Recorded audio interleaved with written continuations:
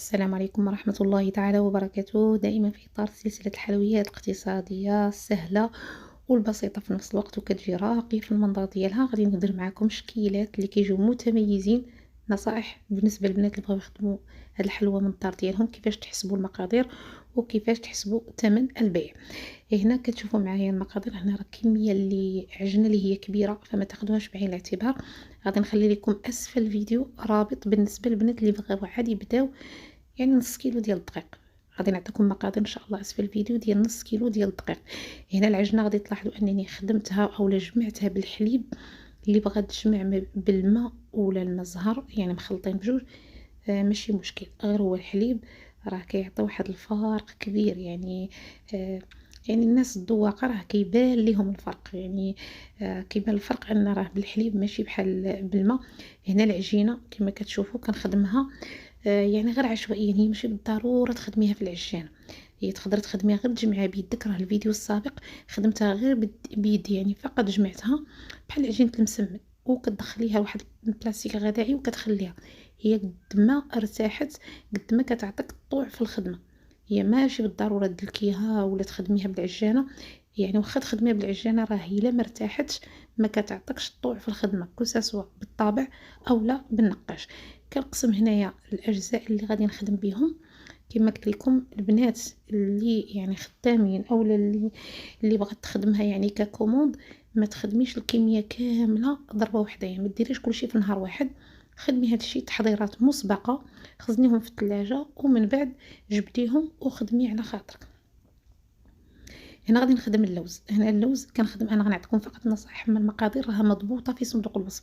هنا بالنسبه للبنات اللي غيخدموا بهذه النوعيه ديال اللوز، ماشي بحال اللوز اللي كنشريوه، يعني كيكون اللوز اونتي وكنعاودو نرطبوه في الماء ونفسخوه. ماشي بحال هذا، كتكون ناقصه فيه نسبه الدهون، يعني ما كيكونش فيه الزيت بزاف، فبالتالي المقادير كتكون مختلفه يعني. هنا غادي بالنسبه لنص كيلو تقريبا ديال، بالنسبه لكيلو عفوا ديال الدقيق، فكتضيفي ليه 100 غرام ديال الزبده، وكتضيفي ليه 100 غرام ديال السكر حبيبات. يعني السكر ما كنكثرش بزاف حيت انا في الاخر ما كندهناش بالناباج. كما غتلاحظوا انا في الاخر كنعسلها، يعني هذاك السكر اللي غادي ندير في اللوز كنخليه، كنغطسها في اللي في الاخر، كتعطي واحد اللمعه اللي هو زوين ومنظر، وكتعطي واحد التعليكه اللي هي مزيانه. هنا اللوز، عجينة اللوز هي عكس العجينة ديال الدقيق، كتبغي الخدمة مزيان مزيان. هنا راني كترت في العجانة، فبالتالي غادي نحيدها وغادي نعاود نخدمها بيدي. كنقسموا العجين وكنكهوها بالنكهات اللي بغينا. هنا يعني مركز الليمون اولا الحامض، وهنايا عندي النكهة ديال البيستاش، وهنا عندي النكهة ديال الكراميل، وهنا النكهة ديال الفاني. يا اما تخدموا بفاني ليكيد هذا كما كتشوفوا، ولا تخدموا بهذا ديال اللي كنجيبو من المغرب. هذا راه يعني يعني ما نعوضوه بحتى شي حاجه، يعني سبحان الله في واحد النكهه متميزه يعني مقارنه مع الثمن. يعني واخا تاخدي شي واحد غالي من هنا، يعني ما عندوش نفس النكهه ديال هذا، عنده نكهه خاصه. هنا نديرو لاغوم ديال البيستاش، ما نكتروش منها. شوفوا هنا راه عندي تقريبا بالنسبة ل700 غرام ديال اللوز، يعني شوف شحال درت واحد الكمية اللي هي قليلة. حيت كترتي منها يعني سبحان الله كتعطي واحد المرورية. كيجي اللوز كيجي مار، يعني كيكون فيه واحد لاغيغو خايب بزاف، ما كيجيش مزيان. هنا الاخرى غادي نعجنها اولا غادي نكحها بالنكهة ديال الفاني. اذا كنجمع العقدة ديالي كما شفتوا، ونحاول انني حتى هي نغطيها بصاك بلاستيك ديال الغذائي بطبيعه الحال، ونخليها ترتاح، ما نخليوهاش يعني منها لسطح العمل باش ما تنشفش لينا العقده ديالنا. هذا اللي ساق الخاص كما قلت لكم يعني في الفيديو السابق. فانا كناخذ بيضه وكنضيف ليه 2 حتى 3 المعالق، بغيتي ديري حتى 4 المعالق كبار ديال الماء ماشي مشكل. الاهم انك تخدميه مزيان حتى ما يبقاوش فيه هذوك الخيوط ديالو. هذا كيسهل عليك الخدمه، وكتكون يعني خدمة كما نقولوا مضمونة. يعني أغلب البنات علاش كيخافوا من حلوة اللوز، إما كتنفخ ليهم في الفران، يعني إلا خدموها واخا ما يخدموهاش حتى بالنقاش، إما كتنفخ في الفران، يا إما يعني النقشة ما كتجيش واضحة. يعني النقشة كينقشوا وملي كتدخل الفران كيقولك النقشة خرجت ليا ماشي هي هذيك، ما بقاتش واضحة. فهاد البيض ملي كنخدموه كيدخل الفران، لاباط ديال الدقيق يعني كتلصق مع العجينة اللوز. مع السكر مع التعليكة راه كيلصقوا، وبالتالي ما كتخليش ديك النقشة تحيد من البلاصة ديالها. هنا الطريقة أنا يمكن لكم ديروا الطابع الدائري، هذه هي الطريقة يعني العادية اللي كيديروا كاع الناس. يعني أنا لضيق الوقت يعني وباش تربحي حتى الوقت، يعني البنات اللي عندهم كمية كثيرة أولا البنات اللي ما عندهمش الوقت، راه هاد الطريقات هي مزيانة، غير هي تجري كما شفتوا كنجبد أنا مزيان، ما نخليش العجينة، حيت العجينة اللوز إلا جات العجينة ديال الدقيق غالبة على العجينة اللوز ما بقاتش عجينة، ما بقاتش حلوة اللوز. يعني خاص يعني العجين ديال الدقيق كنديروه فقط للتزيين، هو كيعاوننا فقط غير باش نديكوري الحلوى. اما لا باز راه خاصها تكون العقدة اللوز غالبة على العجينة ديال الدقيق.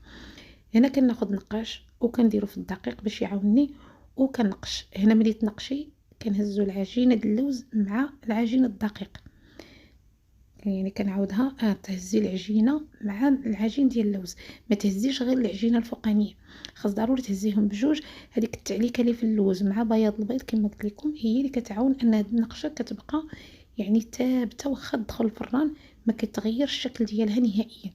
هنا كناخد نقاش وكنميلو، كنجيبو بشكل مائل وكنقنطور، وانا كنضغط بالاصبع ديالي باش كتجي هذاك الشكل يعني مسطح كما كتشوف. هنا هاد النقاش راني يعني البنات خذوه غير من هنا، يعني راه بلا ما تاخذوا دوك الرخاص، حتى الرخاص مزيانين، ولكن هذا يعني سبحان الله راه كيدير لك مده طويله واخا الثمن ديالو غالي، ولكن راه عملي والنقشه ديالو ما كاينش بحاله. يعني كيجي واحد فيه واحد الموتيف زوين والسنينات ديالو مضبوطين ما شاء الله. كما شفتوا هنا راه كتبان لكم العجينه. هنا بالنسبه للتزيين اما كنزينو هنا كما كتشوفوا زينت بحبه اللوز، تقدروا ديروا الجوز يعني حتى هو كيجي مزيان. يعني على حسب الثمن نتي باش غتخدمي الحلوى. اللي غتخدمها لدارها راه بطبيعه الحال غتختار اللي بغات، اما اللي غتخدمها وغتبيعها غادي تضرب الحساب ديالها. ثمن البيع راه ماشي بحال بحال، يعني اللي غتزيني باللوز راه ماشي بحال اللي غتزيني بالجوز يعني بالكركاع، او لا غتزيني مثلا بالوردات ديال بالعجين. يعني كاين بعض مرات حنا كنلونوهم بالعجين اللي كنلونوها بالشوكولاته ولا كنلونوها بالملون الغذائي، هذيك الساعه كيختلف الثمن كذلك ما كيكونش نفس الثمن. هنا بالنسبه للشكل الثاني غادي نخدم معكم سيجار. هذا حتى هو كيجي معمر، حنا كاين اللي كيعمروا بكاوكاو، وهنا هذا تقدر تعمريه حتى باللوز. هنا الا كاين الاختيار. يعني هنا هاد العقده انا نكهتها كما كتشوفوا، كنت نكهتها بالبيستاش. تقدروا تزيدوا عليه حتى اللوز بخاليني كيجي خطير. يعني تاخذي فقط 100 غرام ديال اللوز بالقشور ديالو، وتضيفي ليه 20 غرام تقريبا ديال السكر، وتخليهم تكراميليزو بجوج، وتخليه حتى كيبرد وطحنيه مزيان حتى كيولي يعني بحال العقده، يعني كيطلق الزيت ديالو، وتخلطيهم معاهم كتجي واحد النكهه يعني عجيبه. هنا كما شفتوا كنحيد الفائض كامل، خاصها تجي على الطويه الاخرى كما كتشوفوا. شوفوا العجينه كيفاش كتبان، وكنضغط. خاص العجينه كنعاودو ناكد ما تكونش العجينه غليظه، الا جات العجينه غليظه ما عندها حتى شي بنه، حيت اصلا العجينه ما فيها والو، فيها غير الدقيق والزبده، يعني ما كتجيش بنينه، يعني هي فقط يعني كتساعد كما قلت لكم على التزيين.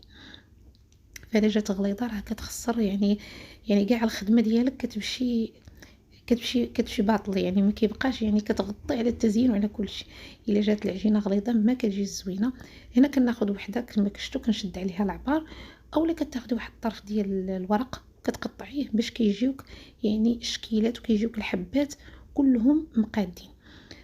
كاين اللي كتخدم يعني بالوحده الوحده، انا ما كتجينيش عمليه، يعني احسن نخدمها هكا وتقريبا يعني الفيديو برعايه موس حاده كما كنقولوا حنايا، هذاك هو السكين ما شاء الله اللي كيقطع، يعني قطعه وحده يعني ما تعاوديهاش موراه.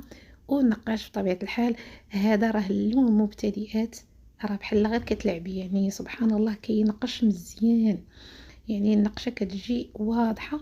وكما لاحظتوا ما كنعاودش نقش جوج مرات، راه كاين نقاش اللي كتنقشي وتعاودي خاصك تبقاي تعاودي تضغطي جوج مرات. هنا ضربه واحده ما شاء الله كتربحي الوقت وكتجي يعني النقشه مقاده. هنا ندير واحد الكميه اللي هي يعني وفيره ونغطيها بصاك ديال الغدائي ونبدا نخدم، ما نبقاش نخدم وحده ونقشها ونعاود نخدم وحده. فيعني راه هنا كنديطاي لكم التفاصيل كاملين بالنسبه للبنات اللي بغاو يخدموا باش تسهل عليكم. راه النجاح ديال الوصفه راه كيبدا من المقادير، لطريقه التحضير، لطريقه الطهي، حتى لآخر مرحلة، يعني ماشي فقط المقادير. كاين البنات كيدخلوا كياخدوا غير المقادير، كيشوفوا بداية الفيديو صافي، في الآخر كتقول لك إلا ما صدقتش ليها كتقول لك لا راه ماشي هما هادوك، ولا الطريقة ماشي هي هاديك، ولا الفيديو ماشي واضح. راه أي نصيحة راه ضروري خاصها تاخد بعين الاعتبار.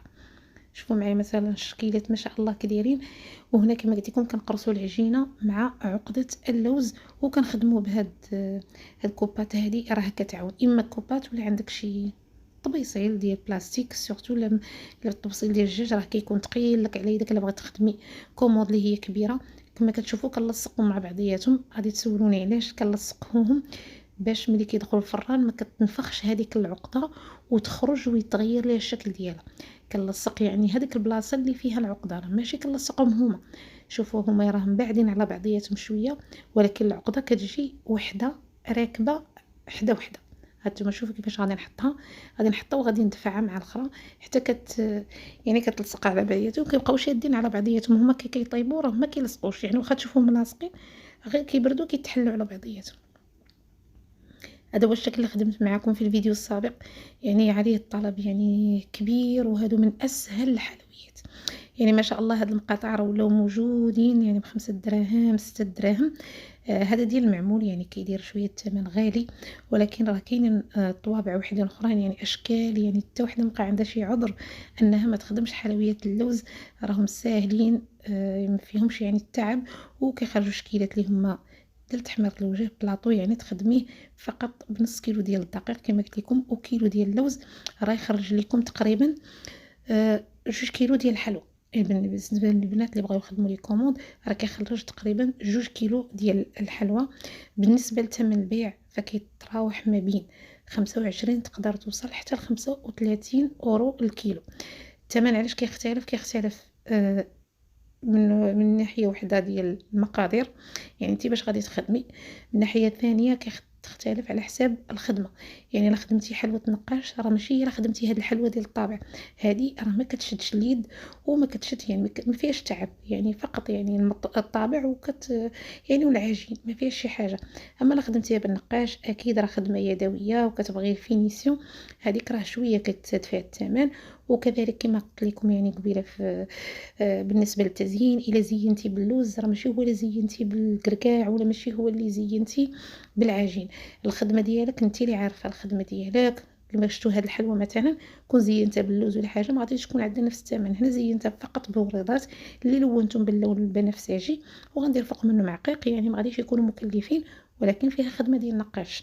يعني باش تكون التكلفه شويه هابطه ما يمكنش غادي نقشها وندير فيها اللوز، غادي تطلع على مولاتها غادي تطلع شويه غاليه. هنا هذا فقط هو بالطوابع كما شفتوا، هذاك الطابع اللي معروف بزاف هذاك هو كنخدموا به المقروط، كنخدموا به عجينه اللوز، خدموا به الصابلي. توا خدمته غادي نعمرو ان شاء الله بحشوه ديال المكسرات.